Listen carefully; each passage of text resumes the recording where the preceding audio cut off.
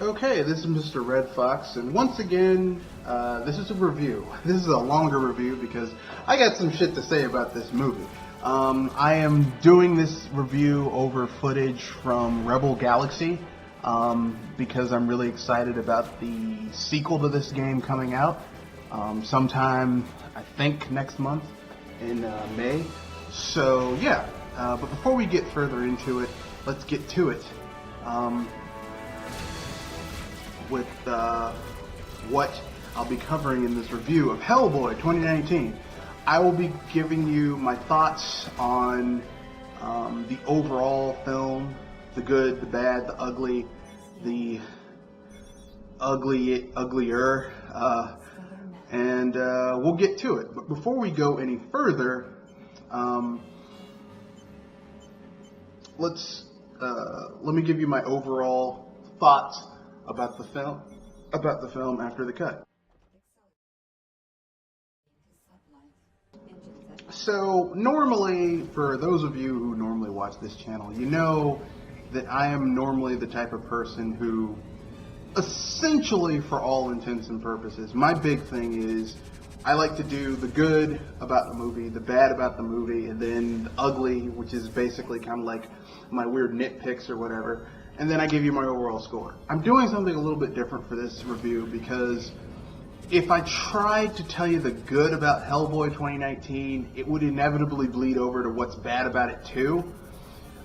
Basically, if I had to give my overall thoughts about Hellboy 2019, it's this. There are some good ideas in this film, but they're never realized fully.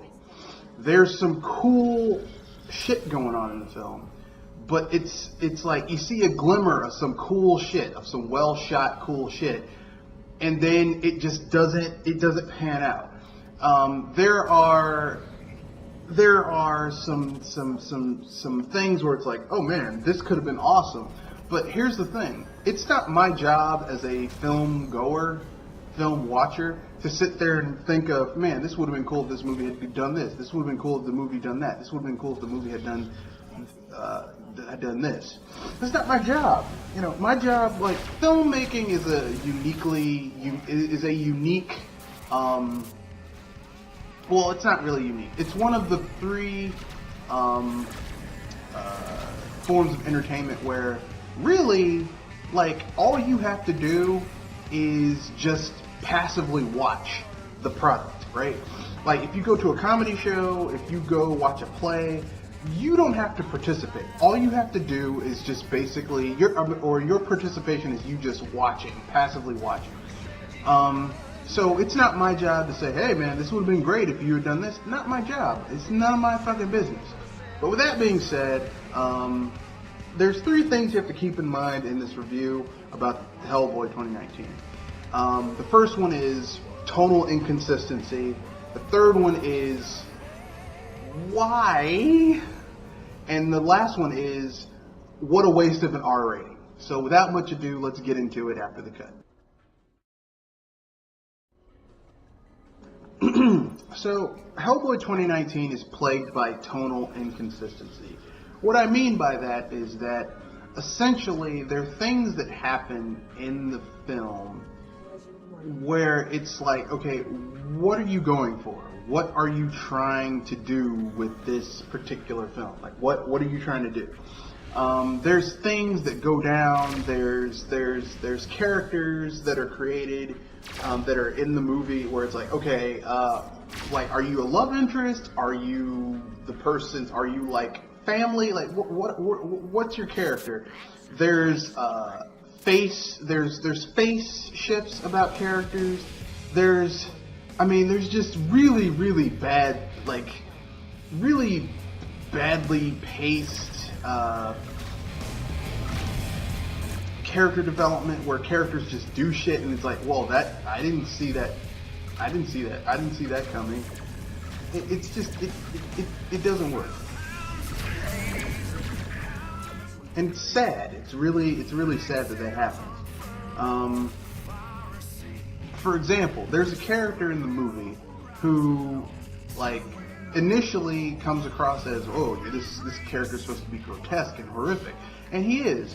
But then you realize why he has this vendetta against Hellboy, and it's like, well, actually, I can understand why he would be kind of pissed off about it.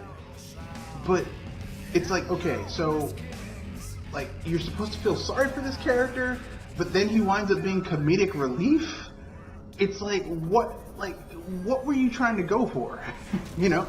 And there's other characters in the movie that are like that. Like there's a character who, okay, this character, well, he's a double agent. He's actually working counter against the main character's goals, and it's like, okay, why? Like, where did, you know, it's like all this shit goes down, and there's like no explanation as to why this happened or why that happened. It's really, really, really sad. It's because, you know, the tonal inconsistency, from what I understand, it comes from the fact that the director of the film was basically kind of second guessed by other people, executive producers and stuff from Lionsgate, and so basically, like, that's why you have the tonal inconsistency, because some of the movie, the director's vision was impeded or switched up or changed or whatever. So, I mean, there's a lot of that in this film. And like I said, there's some things in the film that are, like, really good. That, like, there's a scene in the movie where Hellboy is fighting 3 giants. And he's initially getting his ass kicked, and then he takes out these 3 giants. And it's pretty damn cool how he does it. And I'm like, wow, that was a good use of CGI and special effects. And it's also storytelling, because you see this character do some really cool shit. And then, like, they like, later on, there's some action scenes where it's like, well, that was fucking ruined. It's just a series of, like, bad tonal shifts in the film. So that being said, let's move on to the next bit of this review. Why after the cut?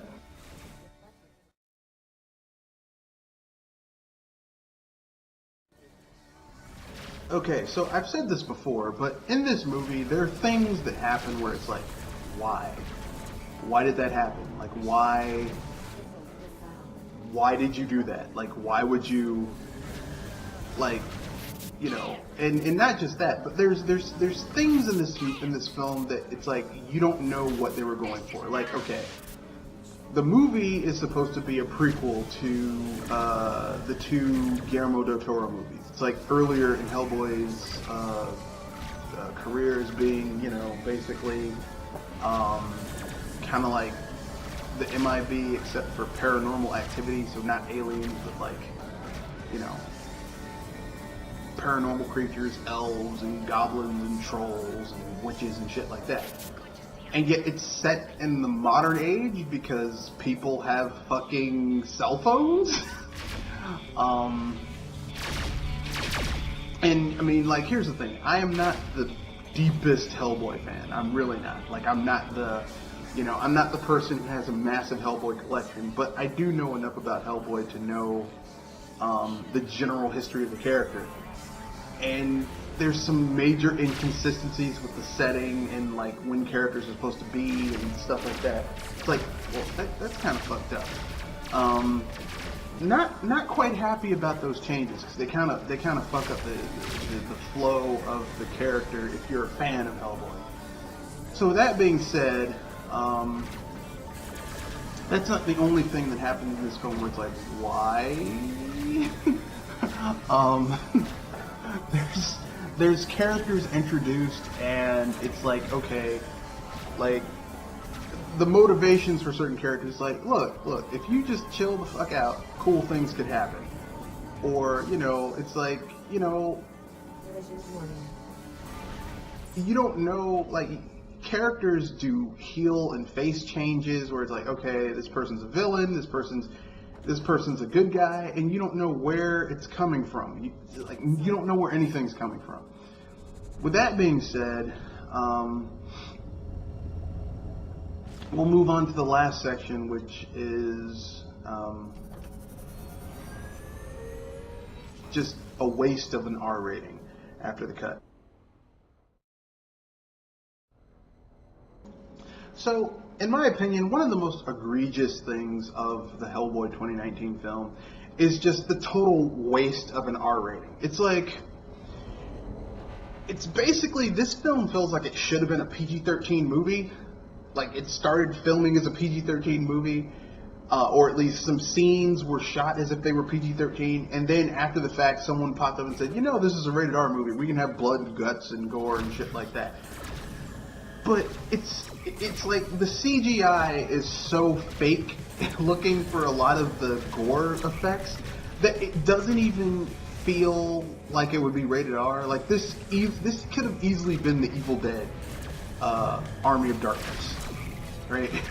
Like that's how shitty the gore special effects are. Like it's not what I would call like I'll keep it real. There was some shit in the original Hellboy, in the two Guillermo del Toro Hellboys that really felt like, okay, this could have been rated R, if just with a few changes. This film feels the opposite. It's like this feels like this is PG-13, but you have like the most rated R thing that happens in this film is that you see a little bit of side boob, no nipple, just side boob. That's it. Like, I mean, you see some gratuitous stuff like beheadings and dismemberment, but the beheadings and the dismemberment and the mutilation is like the special effects aren't that good, so it's not like, oh my god, that looks amazing. It looks fake. It looks totally fake. So fake, in fact, that it's like, okay, this isn't really that horrific. Which is kind of sad because the film could have been a lot better had they better utilized the R rating. And I'm gonna use a comparison to The Shape of Water, which came out the year before last, where you had Guillermo del Toro. That was a rated R movie, and it dealt with very mature source material. Like, I think in the first few minutes of the movie, you basically found this woman who was mute.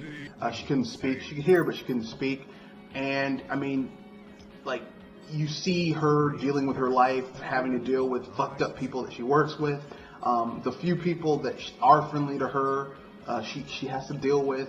You see her have private fun time in the bathtub, like very adult situations, like real life adult situations, and it was shown in a way that, yes, it's Hollywood, but it still was like, okay, this is a very mature subject matter and it's being handled very well. And yes, there is some gore in the film, there is some stuff, so there is an element of horror to it, but overall it's pretty damn good. And then we get fucking this movie, which takes the R rating and just says, oh, it's rated R, but I mean, this could be a PG-13 film with how well utilized the R rating is. It's like a fucking afterthought with the R rating. Once again, this goes back to the director was hamstrung, because really the guy who made this is the guy who made The Descent or The Cave or whatever. It was this movie that basically was about these three women who go on this go spelunking in this cave, and there's a cave-in, and they wind up being trapped underground with these inbred, hideous humanoid creatures that can hunt by sound because they can't see. And it's like they eat the people, and those who they don't eat, they capture and rape the shit out of to have more. Like, it's really to breed more of themselves. I mean, it's like, this was really horrific, and it's like, this guy could have really made some really horrific, like a really great R-rated Hellboy, and he wasn't allowed to do it because of whatever. We'll find out more as time goes on. So basically, those are my three topics that I had to go over for this film. So we'll get back to the normal way I review things after the cut, where I'll do the good, the bad, and the ugly. I'll keep it short, sweet, and to the point. And then my recommendations. Let's get to it after the cut. So, the good of the film is that there are some moments of some really good cinematography and scene setup and storytelling done via cinematography. And when those moments come, the movie is actually pretty good. They're few and far between, but they're there. There's also some pretty good music in the film, licensed films or covers. There's like a Spanish cover of Here I Am, Rock You Like a Hurricane. It's done remarkably well early on in the beginning of the film, which is pretty cool. That's about... the interaction between Hellboy and Ian and his father, and Hellboy and the girl who essentially was rescued by him when he was much younger, when she was kidnapped by the fairy and replaced with a changeling. The interaction between her and Hellboy is actually pretty good. The other performances are a little bit wooden, but we'll get into the bad after the cut.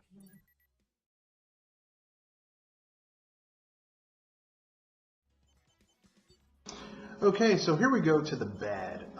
This film has things that happen that are like... in the good, I referenced, there's moments few and far between where the film is actually good. It's competently shot, there's good storytelling. Now, the times between those moments, ooh boy, this film doesn't know what it wants to be. Does it want to be an origin story? Does it want to tell a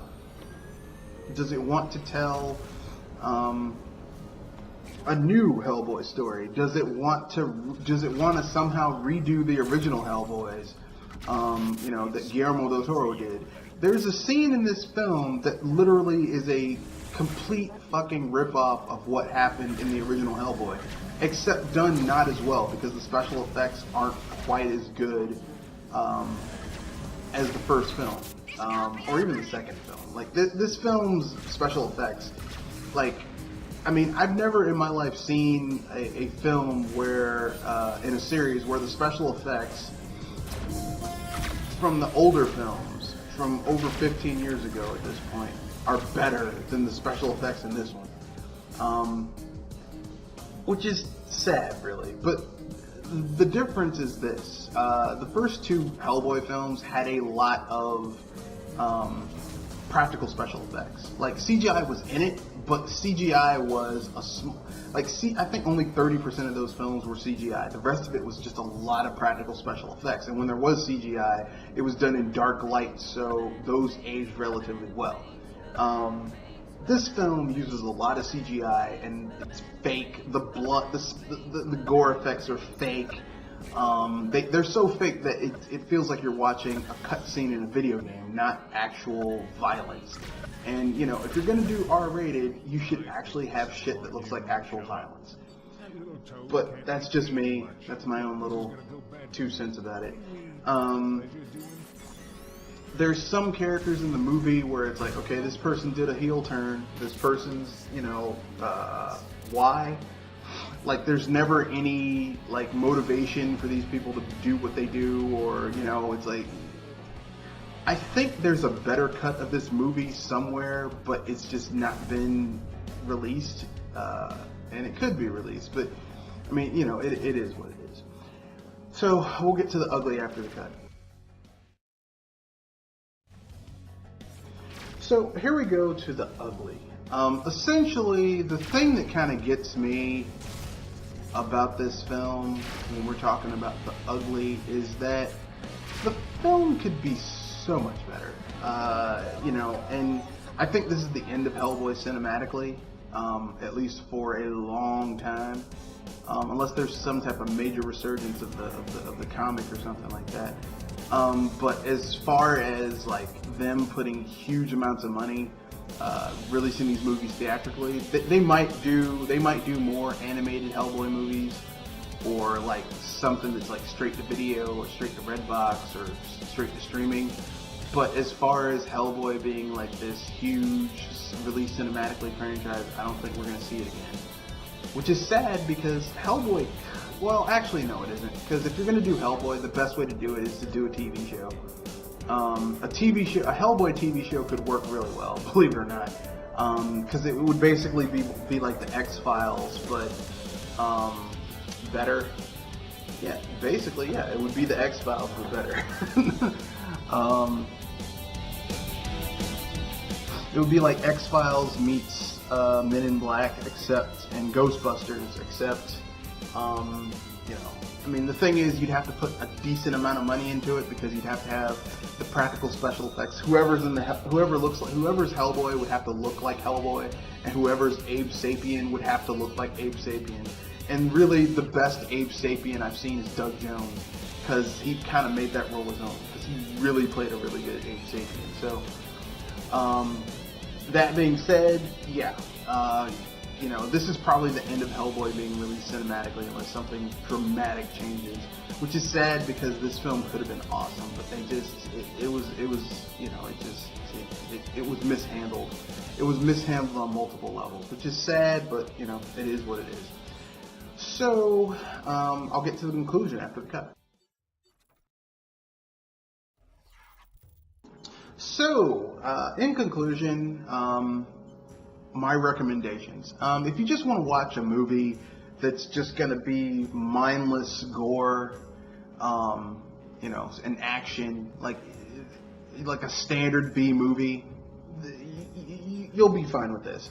Like, if you go to the movie theater this weekend and you were gonna watch Avengers Endgame, but the tickets were sold out, and you just want to watch something mindless that just has a lot of violence, can't go wrong with Hellboy. It's not the worst film I've ever seen, but it's a little disappointing for what it could have been, if you get what I'm saying. But with that being said, let's get to what else is coming up. So on the channel, I will be doing a spoiler-filled review of